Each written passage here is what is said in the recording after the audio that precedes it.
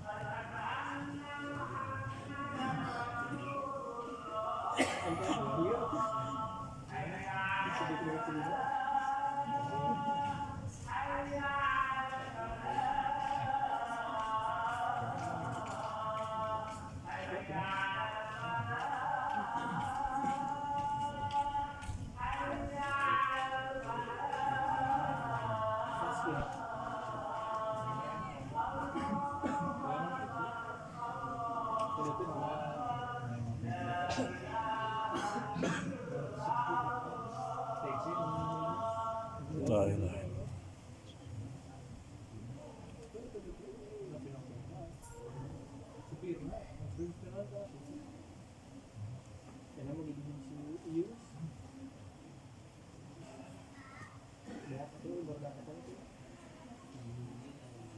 Alhamdulillah wa kafa wassalatu wassalamu ala nabiyil mustafa wa ala alihi wa sahbihi ahli sidqi wal wafa.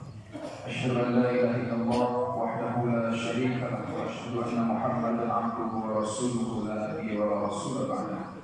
Ballagha risalah wa adalla wa nasaha ummah wa jahada fillahi haqqa jihadih.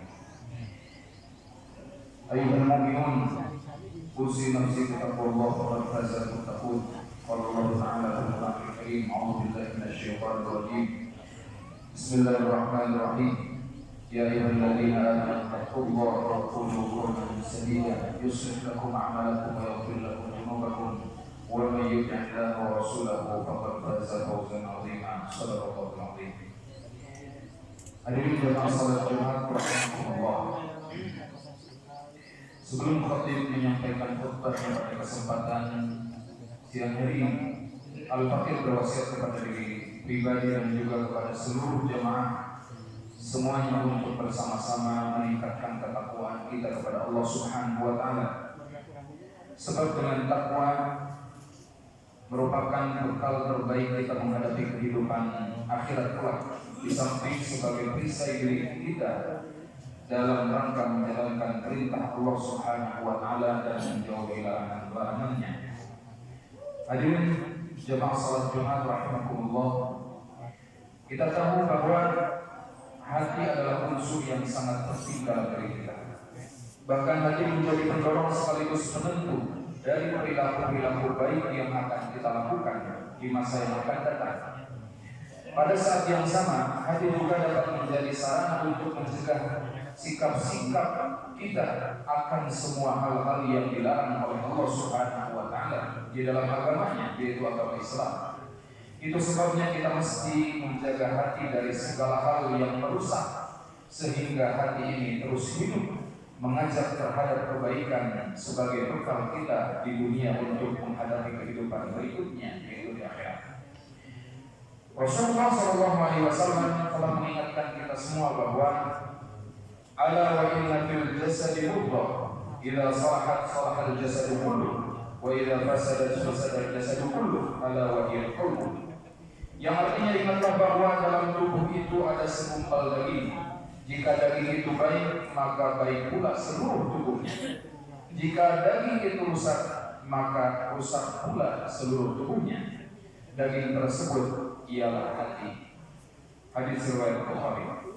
Ma'asyiral muslimin wa syuhadatul mu'minin rahimakumullah.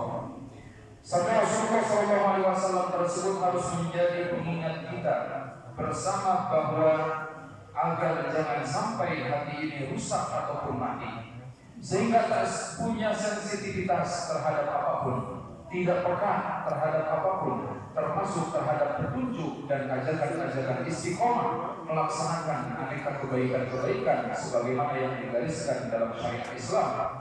Ini tentu sangatlah bahaya bagi diri kita.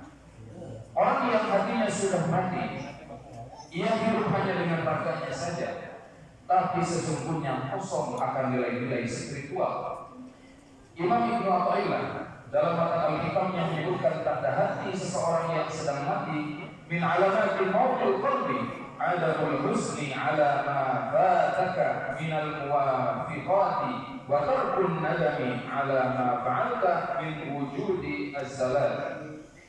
Salah satu kematian hati adalah tidak adanya kesedihan atas kesempatan ibadah yang terlewat dan tidak adanya penyesalan atas kekhilafan yang pernah dilakukan.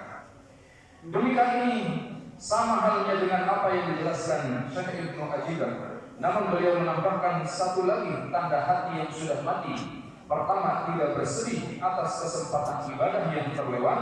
Kedua, tidak menyesali perbuatan buruk yang telah dilakukan. Yang ketiga adalah bersahabat dengan orang-orang yang lalai yang juga mati hatinya. Ma'asyiral muslimin wa zumatul mu'minin rahimakumullah. Tanda-tanda yang disebutkan Imam Athaillah dan Ibnu Ajibah itu jangan semuanya ada pada diri kita tanpa kita sadari. Atau salah satu di antara ketiganya kerap kita lewati begitu saja tanpa tahu bahwa sesungguhnya hati ini sudah mati atau masih hidup. Na'udzubillah, tsumma na'udzubillah min dzalik. Mari kita selalu memohon kepada Allah Subhanahu wa taala agar senantiasa diberikan kemudahan dalam menjalankan perintah-perintahnya dan mudah pula untuk meninggalkan segala apa yang dilarang oleh Allah Subhanahu wa taala.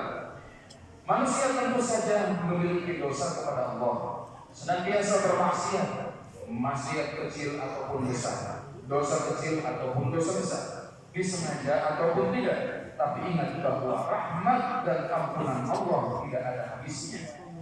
Satu hal yang paling penting di balik kesalahan-kesalahan yang barangkali terlanjur sudah kita lakukan, yaitu berikhtiar, berusaha sekuat tenaga menjaga hati ini agar tidak mati. Kita jaga agar hati ini senantiasa hidup, karena dengan begitu jalan taubat selalu terbuka untuk kita semua. Dimanapun, dalam kondisi bagaimanapun dan kapanpun, syukur-syukur dalam waktu yang sesingkat-singkatnya. Sahabat Abu Musa al-Asy'ari radhiyallahu anhu meriwayatkan sebuah hadis Nabi Muhammad SAW tentang perbedaan orang yang hatinya hidup dan orang yang hatinya mati, kering dan gelap. Qala Rasulullah SAW, man sarrathu hasanatuhu wa sa'athu sayyi'atuhu fa huwa mu'min. Dari Abu Musa al-Asy'ari radhiyallahu anhu, Rasulullah SAW bersabda, siapa saja yang merasa senang oleh kebaikannya dan merasa susah oleh keburukannya, maka ia adalah orang yang beriman kepada Allah Subhanahu wa taala. Dalam hadis lain disebutkan Abdullah bin Mas'ud dari Nabi sallallahu alaihi wasallam, qala innal mu'min yara dhunubahu ka'annahu qa'idun tahta jabalin yakhafu an yaqa 'alaihi wa innal fajira yara dhunubahu kadhubabin marra 'ala anfihi faqala bihi hakadha. Rawahul Bukhari. Dari Abdullah bin Mas'ud radhiyallahu anhu berkata bahwa Nabi sallallahu alaihi wasallam bersabda, sesungguhnya seorang mukmin ketika ia melihat dosa-dosanya adalah seperti ketika ia duduk di lereng sebuah gunung dan ia sangat khawatir gunung itu akan menimpanya. Sedangkan seorang fajir atau munafik yang senantiasa melakukan dosa, ketika ia melihat dosa-dosanya adalah seperti ia melihat seekor lalat yang hinggap di batang hidungnya, kemudian ia mengusirnya seperti ini. Apa ini? Pergi lalu terbang ia dari dosa tersebut. Ma'asyiral muslimin wa zumatul mu'minin rahimakumullah. Sekali lagi Al-Fakir mengingatkan kepada diri Al-Fakir sendiri juga kepada seluruh jamaah, marilah sama-sama kita meminta kepada Allah Subhanahu wa taala maghfirah, ampunannya, karena Allah Subhanahu wa taala juga memiliki sifat kasih sayang yang tentu jauh melebihi dari semua makhluk ciptaannya. Untuk itu tidak ada kata terlambat bagi kita semua memohon ampun dan bertaubat kepada Allah Subhanahu wa taala dan bertaubatan nasuha. Termasuk bila hati ini sedang sakit ataupun mati, mari kita hidupkan kembali. Mari kita sinari kembali sehingga kembali menjadi penuntun kita untuk terus dekat dengan Allah Subhanahu wa taala.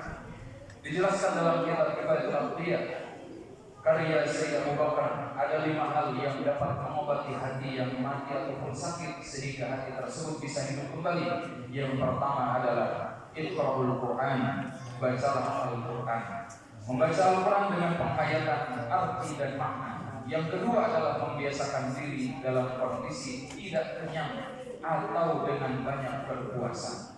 Yang ketiga, beribadah di waktu malam, baik sedang sholat, membaca Al-Quran, berzikir dan lain sebagainya. Yang keempat, mendekatkan diri kepada Allah Subhanahu wa Ta'ala sedekat-dekatnya di waktu sahur.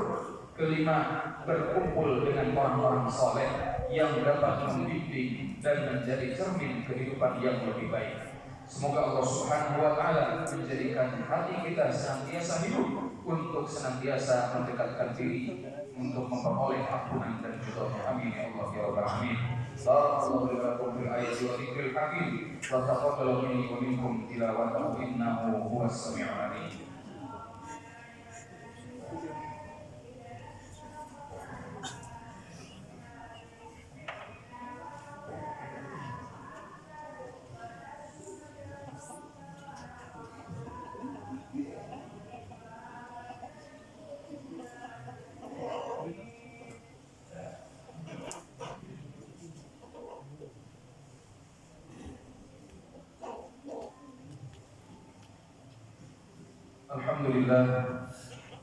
Alhamdulillahilladzi amarna bil ittihad wal inqisam bi hablillahil matin.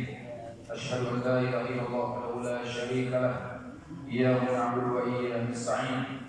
Wa asyhadu anna Muhammadan abduhu wa rasuluhu al-mab'uts rahmatan lil alamin.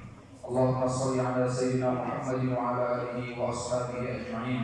قال الله تعالى في القرآن الكريم أعوذ بالله من الشيطان الرجيم إن الله وملائكته يصلون على النبي يا أيها الذين آمنوا صلوا عليه وسلموا تسليما اللهم صل وسلم وبارك عليه آمين يا رب العالمين. اللهم اغفر للمؤمنين والمؤمنات والمسلمين والمسلمات الأحياء منهم والأموات إنك سميع قريب مجيب الدعوات يا قاضي الحاجات. اللهم ادفع البلاء والوباء والفحشاء والمحن ما ظهر منها وما بطن من بلدنا هذا إندونيسيا خاصة ومن سائر البلدان المؤمنين عامة يا الله يا رب العالمين. اللهم انصر إخواننا المستضعفين المجاهدين في كل مكان وفي فلسطين وفي سوريا وفي كل مكان وفي كل زمان يا الله يا رب العالمين. ربنا لا تزغ قلوبنا بعد إذ هديتنا وهب لنا من لدنك رحمة إنك أنت الوهاب. ربنا هب لنا من أزواجنا وذرياتنا وتلاميذنا قرة أعين واجعلنا للمتقين إماما. اللهم أرنا الحق حقا وارزقنا اتباعه وأرنا الباطل باطلا وارزقنا اجتنابه. ربنا آتنا في الدنيا حسنة وفي الآخرة حسنة وقنا عذاب النار وادخلنا الجنة مع الأبرار. وصلى اللهم على سيدنا محمد وعلى آله وصحبه وسلم. سبحان ربك رب العزة عما يصفون وسلام على المرسلين والحمد لله رب العالمين.